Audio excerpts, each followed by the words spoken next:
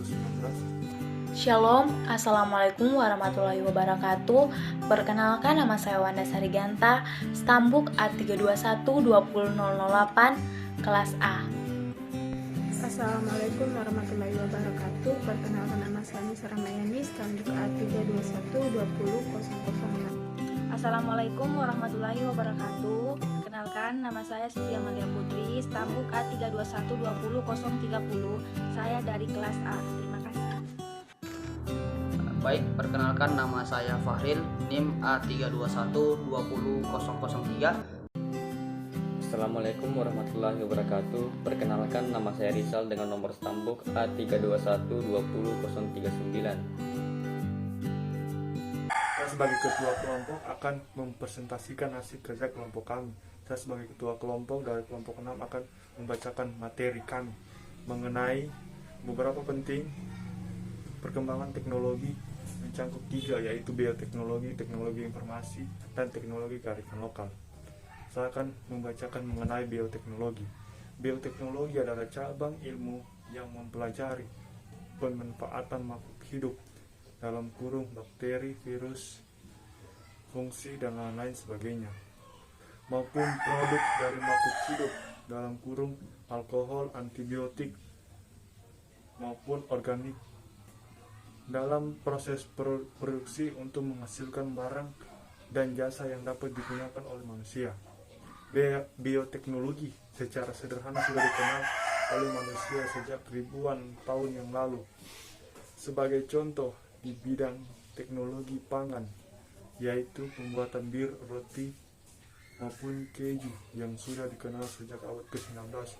Bioteknologi secara umum berarti meningkatkan kualitas suatu barang agar mencapai organisme melalui aplikasi teknologi. Kemajuan di bidang bioteknologi tak lepas dari berbagai kontroversi yang melingkupi perkembangan teknologinya. Sebagai contoh, teknologi cloning dan rekayasa genetika terhadap tanaman pangan mendapat kecaman dari bermacam-macam golongan. Bioteknologi secara umum berarti meningkatkan kualitas suatu organisme melalui aplikasi teknologi. Aplikasi teknologi tersebut dapat memodifikasi fungsi biologis suatu organisme dengan menambahkan gen dari organisme lain atau merekayasa gen pada organisme tersebut. Baik, saya akan melanjutkan materi yang sudah disampaikan oleh teman saya tadi. Baik, kita akan masuk pada pembahasan teknologi kearifan lokal. Pengertian teknologi kearifan lokal yang dimaksud adalah pengembangan atau pemanfaatan teknologi berbasis pada potensi yang ada di lokal atau di daerah setempat. Nah, daerah atau lokal tersebut kemungkinan sudah ada teknologinya, mungkin juga sudah dikembangkan oleh pihak universitas. Maka ketika universitas atau pemerintah kabupaten atau pemerintah melalui kementerian terkait akan membangun sesuatu di sana, maka potensi teknologi di tempat tersebut akan menjadi salah satu pilihan yang akan diterapkan. Dan kemudian ini merupakan salah satu pola dengan penerapan teknologi dengan berbasis kearifan lokal. Nah, kemudian pengertian kearifan lokal dilihat dari Kamus Bahasa Inggris Indonesia terdiri dari 2 kata. Yang pertama kearifan, wisdom, yang kemudian lokal. Lokal berarti setempat, dan kemudian wisdom dapat diartikan sebagai kebijaksanaan. Dengan kata lain, bahwa local wisdom dapat dipahami sebagai gagasan-gagasan, nilai-nilai, pandangan-pandangan setempat yang bersifat bijaksana, penuh kearifan, bernilai baik yang tertanam dan dipatuhi oleh masyarakatnya. Terima kasih, saya serahkan kepada teman saya yang lain. Baiklah, saya akan melanjutkan materi dari teman saya tentang teknologi kearifan lokal. Pengertian teknologi kearifan lokal itu yang dimaksud adalah pemanfaatan atau pengembangan teknologi berbasis pada potensi yang ada di lokal atau daerah setempat.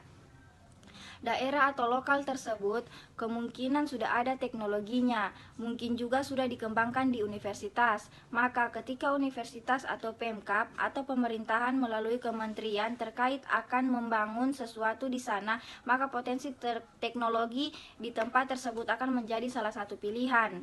yang akan diterapkan. Ini merupakan salah satu pola dengan penerapan teknologi dengan berbasis kearifan lokal.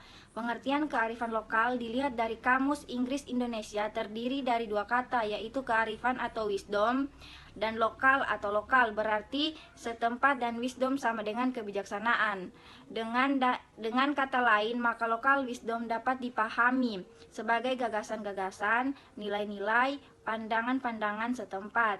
Lokal yang bersifat bijaksana, penuh kearifan, bernilai baik, yang tertanam dan diikuti oleh anggota masyarakatnya. Sekian dan terima kasih.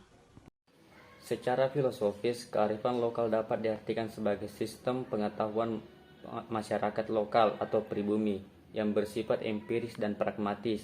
Bersifat empiris karena hasil olahan masyarakat secara lokal berangkat dari fakta-fakta yang ada di sekeliling kehidupan mereka.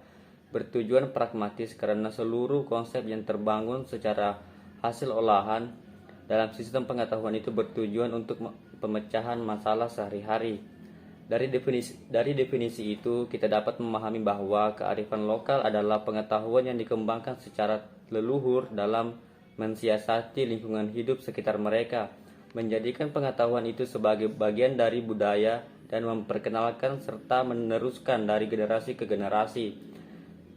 Beberapa bentuk pengetahuan tradisional itu muncul lewat cerita-cerita, legenda, nyanyian-nyanyian, ritual, dan juga aturan atau hukum setempat. Oke, lanjut. Kearifan lokal menjadi penting dan bermanfaat hanya ketika masyarakat lokal yang mewarisi sistem pengetahuan itu mau menerima dan mengaklaim hal itu sebagai bagian dari kehidupan mereka.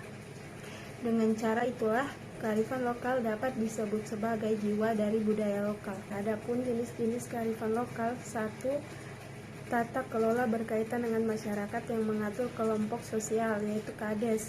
2. Nilai-nilai adat. Tata nilai yang dikembangkan masyarakat tradisional yang mengatur etika. 3. Tata cara dan prosedur yang bercocok tanam sesuai dengan waktunya untuk melestarikan alam. 4. Pemilihan tempat dan ruang. Lanjut, kearifan lokal yang berwujud nyata antara lain: 1. Tekstual, contohnya yang ada tertuang dalam kitab kuno. 2. Tangible, contohnya bangunan yang mencerminkan kearifan lokal. 3. Candi Borobudur dan batik. Fungsi kearifan lokal: 1. Berfungsi untuk konservasi dan pelestarian sumber daya alam. 2. Berfungsi untuk pengembangan sumber daya manusia. 3. Berfungsi untuk mengembangkan kebudayaan dan ilmu pengetahuan. 4. Berfungsi sebagai petua kepercayaan sastra dan pantangan. 5. Bermakna sosial, misalnya upacara integrasi komunal dan kerabat. 6. Bermakna sosial, misalnya pada upacara daur pertanian. 7. Bermakna etika dan moral yang berwujud dalam upacara ngaben dan penyucian roh leluhur. 8. Bermakna politik.